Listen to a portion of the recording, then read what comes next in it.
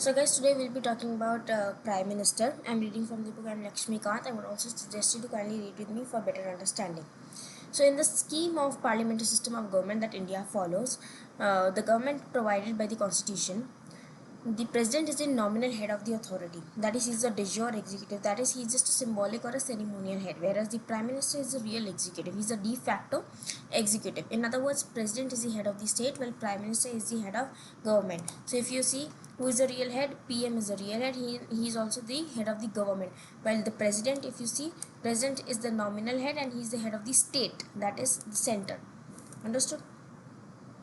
So how is the appointment of Prime Ministers done? Let us see. The Constitution does not provide any specific provision for the selection and the appointment of Prime Minister. There is no specific procedures laid. Article 75 says only the Prime Minister shall be appointed by the President. So Article 75 says what? That the Prime Minister has to be appointed by the President only. However, this does not imply the President is free to appoint anyone as a Prime Minister, which means that President is not free to just choose anybody as a Prime Minister. It will be based on the majority and the confidence gained on the floor. In accordance with the convention of the parliamentary system of government, the president has to appoint the leader of the majority party. He cannot just choose anybody from the minority party or anybody. Minority party in the sense the one which has gained less number of votes. The majority party's leader has to be appointed as the leader of the Lok Sabha as well as the prime minister. But when no party has a clear majority, there are cases when no party gains any clear majority, that is the first past the post thing, then at that time the president may exercise his personal discretion. So this is one of the exclusive discretionary power that president holds, that is choosing the prime minister in the selection and appointment of the prime minister. In such a situation, the president usually appoints the leader of the largest party. Whoever is the leader of the largest party, the one who has gained maximum number of votes of the coalition in the Lok Sabha as a prime minister, and asks him to seek a vote of confidence in the house within a month. And after that, if there is no majority party, or if there is single majority party, then that person is asked to form coalition or to single-handedly prove his majority on the floor. This discretion was exercised by the president for the first time in 1979. So in 1979, when Neelam Sanjeeva Reddy, the then prime minister, so let me tell you, the Neelam Sanjeeva Reddy was a person who was unopposed on the post of president. So he was appointed, when Neelam Sanjeeva Reddy, the then president, appointed Charan Singh, the coalition leader, as the prime minister after the fall of the Janata Party government by Morarji Desai. So after the fall of the Janata Party at that time, our president, the then honorable president, asked Charan Singh, the then leader of the coalition, to be proving his majority on the floor. There was also one more situation when the president may have to exercise this individual judgment in the selection and appointment of the prime minister. That is, when prime minister in office dies due to some reason and there is no obvious successor. Suddenly, due to some unnatural cause or maybe natural cause, the prime minister dies. At that time, also the president exercises his discretionary power. That is when Indira Gandhi was assassinated. So this was a very unnatural death that she had been through.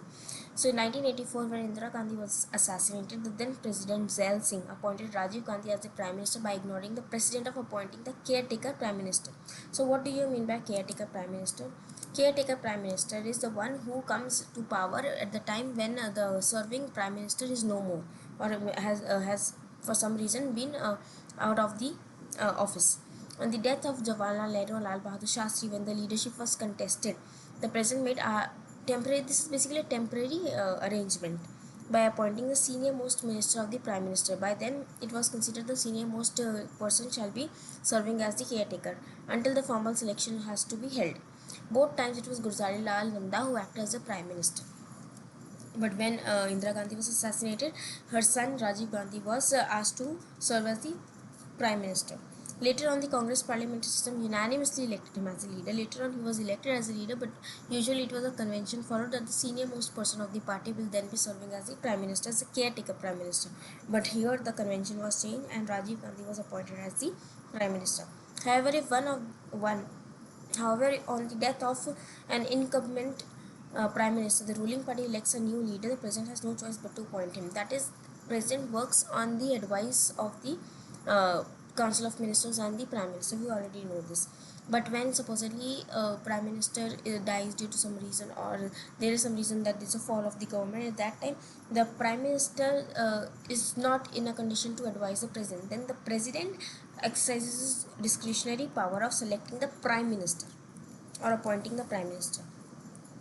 In 1980, the Delhi High Court held that the constitution does not require that a person must prove his majority in the Lok Sabha before he is appointed as the Prime Minister. So it is not required all the time that he has to prove the majority. The President may first appoint and then ask him to prove the majority. So it is not always necessary that first he will be proving and then he will be appointed. He can be appointed and later on also he can prove his majority within a reasonable period. Now reasonable period is as such not mentioned, but it is mostly taken as 1 month.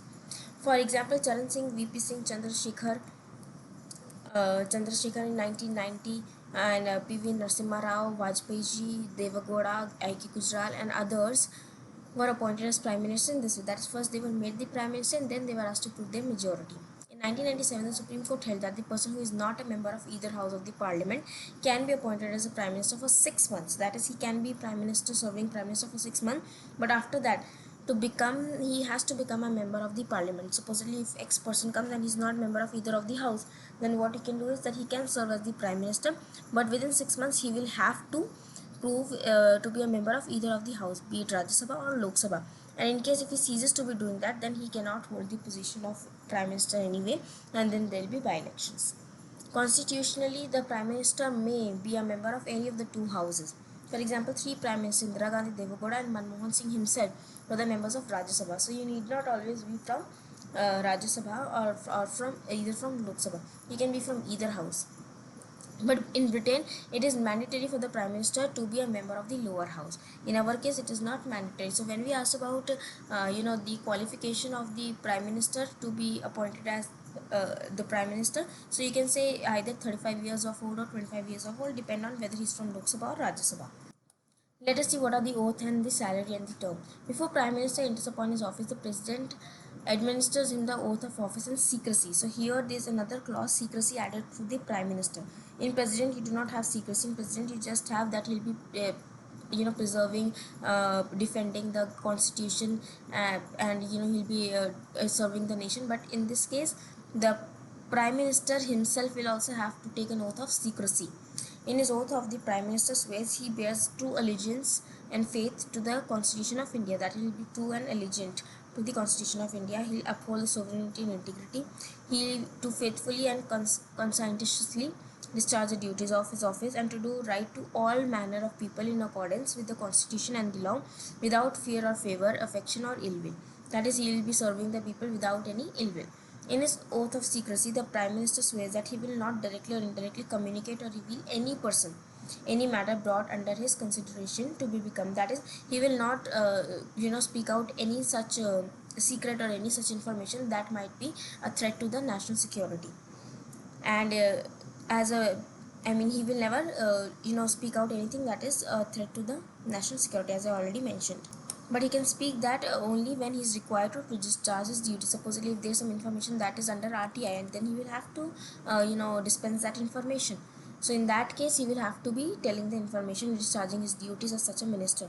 The term of Prime Minister is not fixed, as he holds the office during the pleasure of the President. During the pleasure, always understand there is a difference in the pleasure and during the pleasure. While it is during the pleasure, so this means during, in the sense that as and when, if the Prime Minister feels that he does not hold any confidence or he wants to dissolve, so he can go himself to the President and say that you please announce for the removal of the entire cabinet of minister or council of ministers. However, this does not mean that the President can dismiss the Prime Minister at any time. So as long as the Prime Minister enjoys the majority support in the Lok Sabha, he cannot be dismissed by the President. That is, President just cannot come and say that I would like to dismiss you. He cannot do that. First of all, he does not have this power. Only after the Council of Ministers advises him to dissolve, only then can he do that. However, if he loses the confidence of Lok Sabha, when he loses the confidence of Lok Sabha, he must resign, or the President can dismiss him. If he does not enjoy the confidence now, so he has to resign, because there can be no bill that can be passed by his government. So there is no point now that he stays in the government. So it is better that he dissolves it, and maybe form a coalition later on, up to him. The salary and allowances of the Prime Minister are determined by the Parliament from time to time. So the salary is obviously being determined by the Parliament, because there is no other authority who can do that other than the Parliament.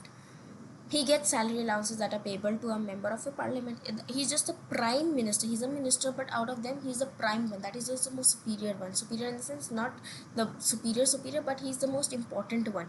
But he's also a minister. So whatever is given to a minister, he is also given the same allowances. Additionally, he gets a sumptuary allowance, free allowance. Sumptuary meaning food allowance, free accommodation, traveling allowance, medical facility. In 2001, the parliament decided to increase the sumptuary allowance from 1500 to 3000 per month.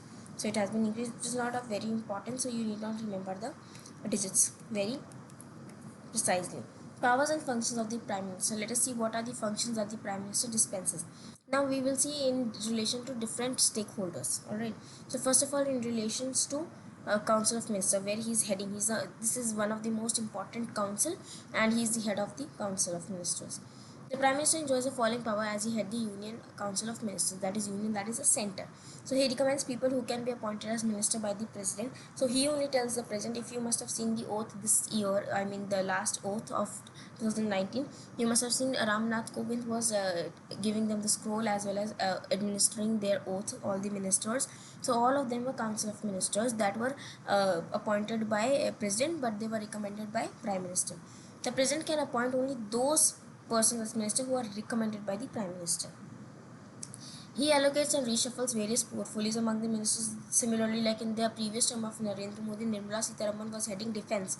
Now this time she is heading finance. So he can obviously reshuffle. He can ask a minister to resign or advise the president to dismiss him in case of difference of opinion. That is where anti-defections comes into play. If he feels that a minister is not abiding by their ideology and there is no homogeneity in their ideas, at that time the president can dismiss him on the advice of prime minister.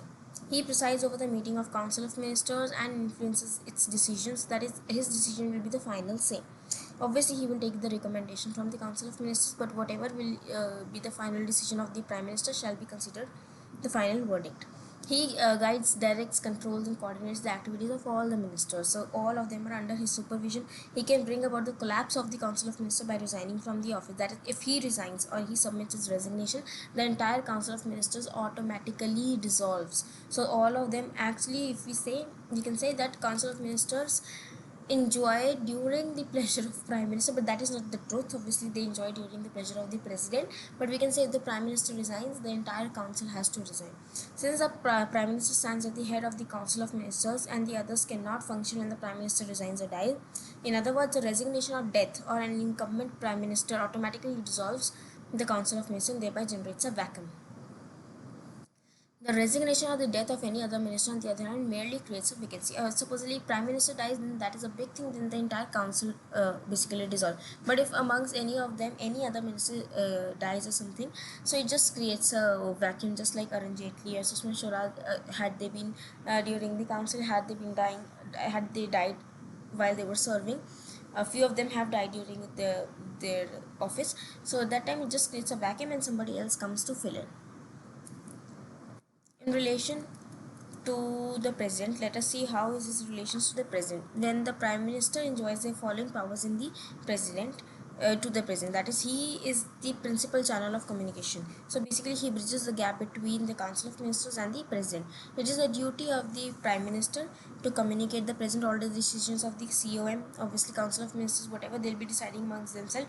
It is his duty to keep the president informed, because he'll be signing on them relating to the administration of the affairs of the union and the proposals for legislation. Secondly, to furnish such information relating to administration of affairs of the union and the proposal for legislation as the president may call for. To furnish such an information relating to administration, meaning that whatever proposals the legislation are keeping, the president may call for information. If the president so requires to submit for the consideration of the council of ministers any matter on which decision has been taken, so president might feel that there is some matter that council might not know and some minister has taken autonomously or may have taken by in his individual capacity. At that time, the president can ask the prime minister whether this has been informed to the council of ministers or not. So the prime minister will be answerable to the president. Also, secondly, he advises the president. The prime minister also advises the president with regard to appointment of important officials like attorney general, AG, CAG, chairman and the member of UPSC, election commissioner, member of finance commissioner, and so on. So all these are also appointed only after PM recommends them to the president. So president is, I have already mentioned multiple times, he is just the ceremonial head, nothing more than that. He works only after the recommendation of the Council of Ministers and the PM. In relation to Parliament, let us see what is his relation with respect to Parliament. In relation to Parliament, he is the leader of the lower house. In this capacity, he enjoys the following powers. He advises the president with regard to summoning and proroguing, because this is the power that is only with president, that is to summon or to prorogue. So in case if you want to summon and prorogue the session of the parliament, it shall be on the advice of the prime minister.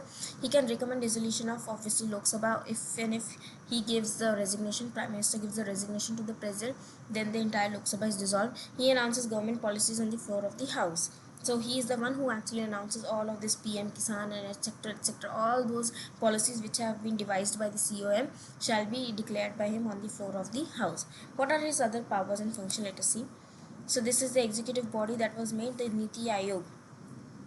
In addition to the above three, the three major role, prime minister's various roles also, like he is the chairman of Niti Aayog, which is created planning commission. So this is an executive body that is made by just oral or with just an order. There is no particular statute, that is law, or any constitutional amendment for this body. Hence, this is an executive body. So Niti Aayog and National Integration Council, Interstate Council, National Water Resource Council, and other some bodies. So he is the chairman of all these bodies. I shall repeat: Niti Aayog, NIC, National Integration Council; ISCN, ISC, that is Interstate Council; NWRC, that is National Water Resource Council, and some other body. He also plays a significant role in playing the foreign policy. Just you can see, there are so many times that the PMO's office declares some of the decisions regarding the India-China relations or something. So they also play a very important role in the foreign policy of the country. He is the chief spokesperson of the union government, that is, he will be called for any action taken by the government to be explained by him. He is the crisis manager in chief at the political level during emergencies. In case if there is an emergency situation, then he shall be the person who will be manager in chief. He will be the one who will be managing the entire crisis. As it is during the emergency, all the powers becomes unitary and the center is the most powerful. There is no center, there is no federal situation in the, no federal state in the government in the situation at that time. So during this time, the prime minister is the crisis manager in chief. As a leader of the nation, he meets various selections of the people in different states, receives memoranda from them and regarding their problems. So he is the leader of the nation also. Along with that, he is also the leader of the nation. So let us add, he is also the leader of the nation. Okay, so we will keep on adding to his matrix. And then he meets various sections of the people, he hears their problem, he is the leader of the party in power, he is the political head of the services. Another important thing, he is the political head of the services. Political head of the services. Political, there is a vast difference between the political head and the other head of services, that is forces, army, navy, and etc, coastal, etc. So this is one point and this is one point. Alright, he is also the political head of the services. If you remember, then president is the supreme commander of the defense services. So president is the supreme commander of the, he is the supreme commander. So he is the supreme commander of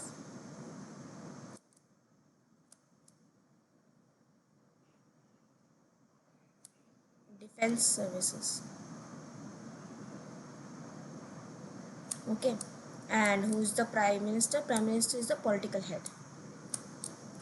Okay, so president is the supreme commander of the defense services and PM is the political head of the services.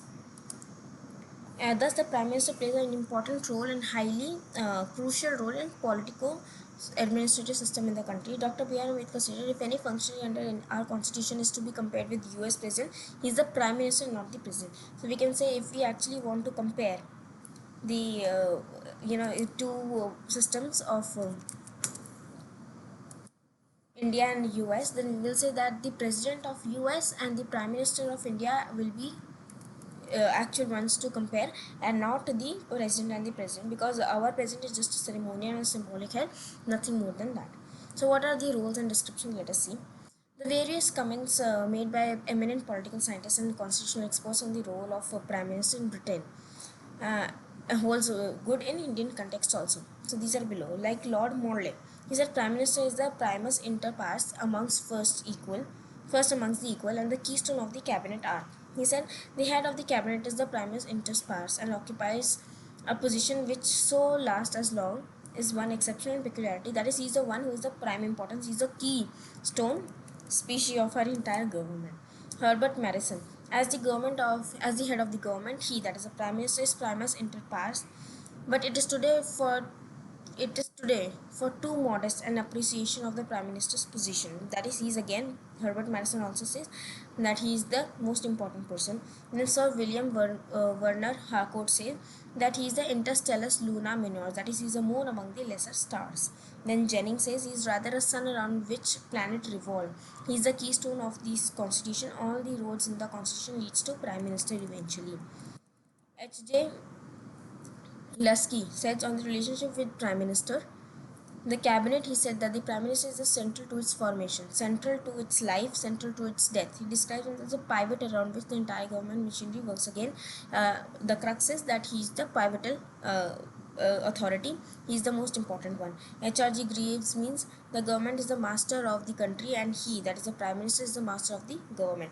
So this is important, that the government is the master of the country, and the prime minister is the master of the government. So basically he is a master of everybody, but obviously he derives power from the constitution, and constitution derives power from the people. So basically people in a overall situation are the most powerful.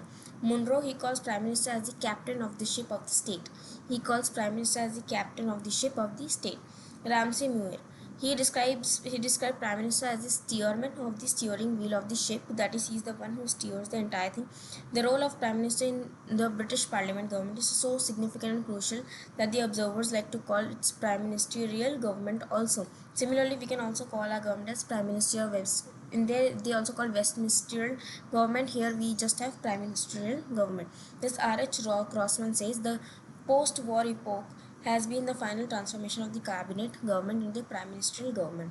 Similarly, Humphrey Berkeley points out parliament is not in practice sovereign. Now, this parliament is not actually sovereign. The parliament democracy is now collapsed at the Westminster. The basic defect in the British system of governing is the super ministerial power of the prime minister. The same description holds good in Indian context too, because the prime ministers become the super powerful. Relationship with the presidents. Let us see some of the articles. Article 74, first of all, we have seen this multiple times. Let us see it again. There shall be council of ministers with prime minister, which head to aid advise president, who shall in exercise of his power do in accordance to such an advice. That is, the president has to listen to the advice of the prime minister and act accordingly. However, the president may require the council of ministers to reconsider such advice. Supposedly, if president feels like no, there's some change in the advice that is needed, so he might tell them to kindly pay heed to the advice again. But if they say no, this is the correct advice and tender it again, then it is bound on the president to accept consider their suggestion or their advice. After the obviously after the 44th amendment, this has been made. Before that, Madam Indira Gandhi actually said that whatever suggestion or advice has been given to the president has been made mandatory and binding. But later on, in 44th amendment, it was given a power to the president that he might ask the council of ministers to kindly reconsider their advice. Then Article 75, the Prime Minister shall be appointed by the President, and the other ministers shall be appointed by the President on the advice of the Prime Minister. Obviously, we have already seen that he will be the one who will be appointing the Prime Minister and other ministers, that is Council of Ministers. The Minister shall hold the office during the pleasure of the President, and the Council of Ministers shall be collectively responsible to the House of the People. That is, all the people are collectively responsible to the House of the People, that is Lok Sabha. Then Article 78. It shall be the duty of the Prime Minister to communicate to the President all the decisions that have been taken and all the administrative affairs, then to furnish all the information that has been asked by the President, and also if a President asks for any bill or any consideration that has been taken solely by a minister not being informed by the Council of Ministers, then also the Prime Minister is held responsible. Chief Minister becomes Prime Minister. 6 people like Morarji Desai, Charan Singh, VP Singh, PV Narasimha Rao, HD Devagowda, Narendra Modi, who became Prime Minister after being the CM of the respective states. Morarji Desai was of Bombay, Charan Singh of Uttar Pradesh, VP Singh of UP, PV Narasimha Rao was of South India, that was of Andhra Pradesh, and Devagowda Karnataka, and Narendra Modi was of Gujarat. So we have seen that Article 74 talks about the Council of Ministers to advise to the President, other provisions as to Minister, conduct of business of the government in 77. 78 Article duties of Prime Minister respects the furnishing of information to the President, and 88 that is rights of the ministers as respect to the houses. Thank you so much. Hope you like the video for the Prime Minister. Thank you.